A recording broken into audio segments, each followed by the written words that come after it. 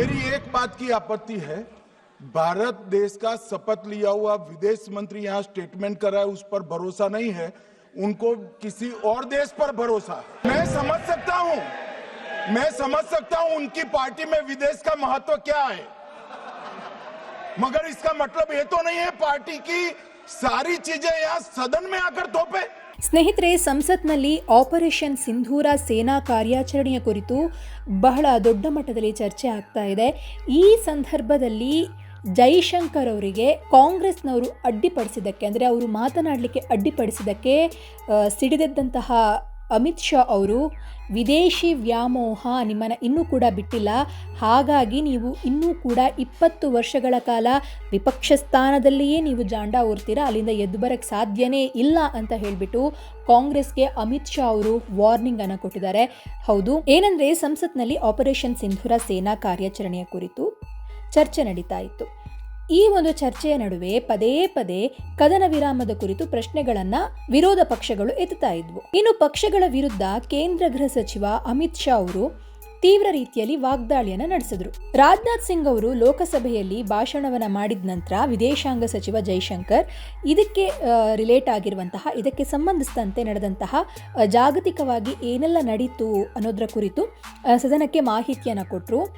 ಈ ಒಂದು ಕದನ ವಿರಾಮದ ಒಪ್ಪಂದದಲ್ಲಿ ಅಮೆರಿಕದ ಪಾತ್ರ ಚೂರೂ ಕೂಡ ಇಲ್ಲ, ಅದೇನಿದ್ರೂ ಕೂಡ ವಿಪಕ್ಷೀಯವಾಗಿತ್ತು. ಪಾಕಿಸ್ತಾನದ ಮನವಿಯ ಮೇರೆಗೆ ಕದನ ವಿರಾಮ ಒಪ್ಪಂದಕ್ಕೆ ನಾವು ಬರಲಾಗಿದೆ ಅಂತ ಹೇಳಿ ವಿದೇಶಾಂಗ ಸಚಿವ ಡಾಕ್ಟರ್ ಎಸ್ ಜೈಶಂಕರ್ ಅವರು ಲೋಕಸಭೆಗೆ ಸ್ಪಷ್ಟತೆಯನ್ನು ಕೊಟ್ಟರು.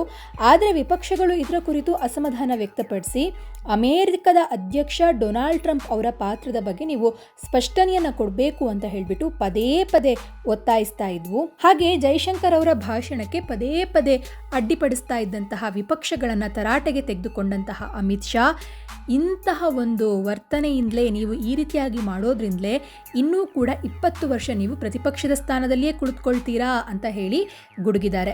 ಇನ್ನು ವಿರೋಧ ಪಕ್ಷದ ಸದಸ್ಯರಿಗೆ ಭಾರತದ ವಿದೇಶಾಂಗ ಸಚಿವರ ಮೇಲೆ ನಂಬಿಕೆ ಇಲ್ಲ.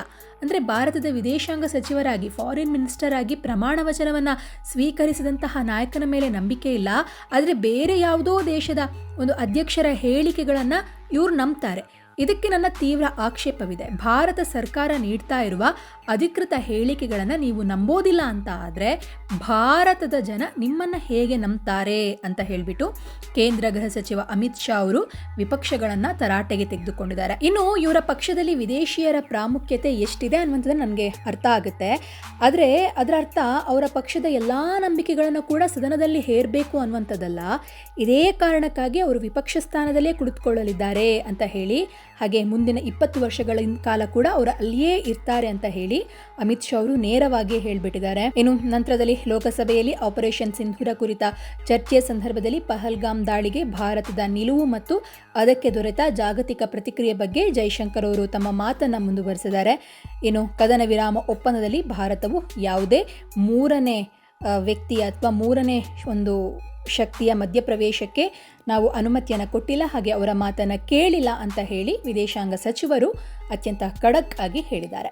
I want to say TRF was designated not because somebody out there made a remark. TRF was designated as a global terrorist organization because our diplomacy persuaded another country to do that.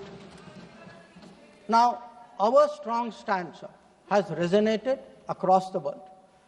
I was some time ago in Germany, and standing next to me, the German foreign minister said, India has every right to defend itself against terrorism, and Germany will support this fight against terrorism.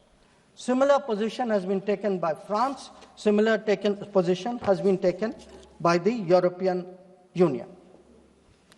So, what I would like to highlight, sir, is that today, in where Operation Sindoor is concerned, there has been, the world sees what it is about. The world realizes this is a fight against terrorism.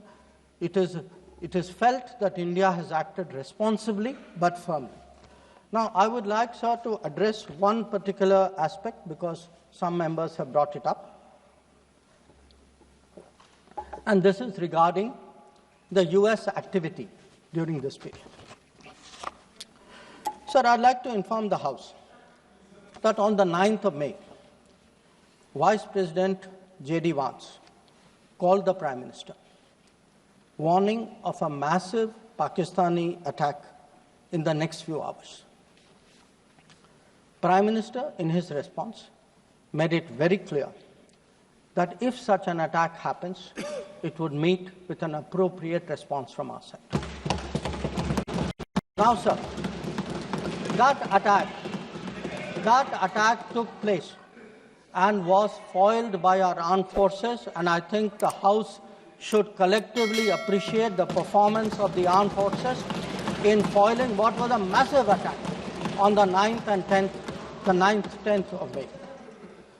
Now, our response, which the Prime Minister promised, was delivered, and it was delivered with devastating effect. I don't have to say anything. Every member has seen satellite pictures of Pakistani airfields. You can see from the state of those airfields, which shown by the pictures, what was our answer. Now, on the 10th of May, we received phone calls sharing the impression of other countries that Pakistan was ready to cease the fighting.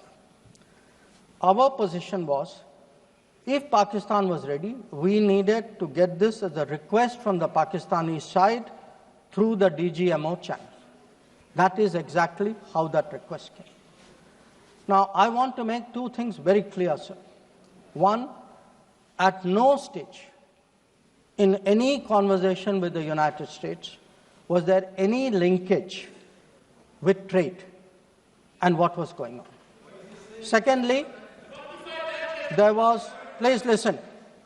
Secondly, there was no call between the Prime Minister and President Trump from the 22nd of April, when President Trump called up to convey his sympathy, and the 17th of June, when he called up Prime Minister in Canada to explain why he could not meet.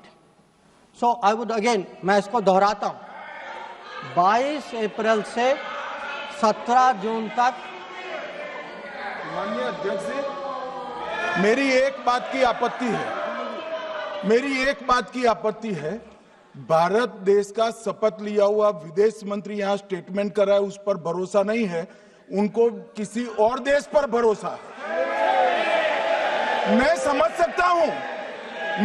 सकता हूं उनकी party में विदेश का महत्व क्या है, मगर इसका मतलब ये तो नहीं है पार्टी की सारी चीजें यहां सदन में आकर थोपे। भारत के विदेश मंत्री पर भरोसा नहीं करोगे? ओथ लिया हुआ व्यक्ति यहां पर बोल रहा है, ही इज रिस्पॉन्सिबल। माननीय अध्यक्ष जी, इसीलिए ये वहां बैठे हैं और 20 साल तक वहीं बैठने वाले हैं।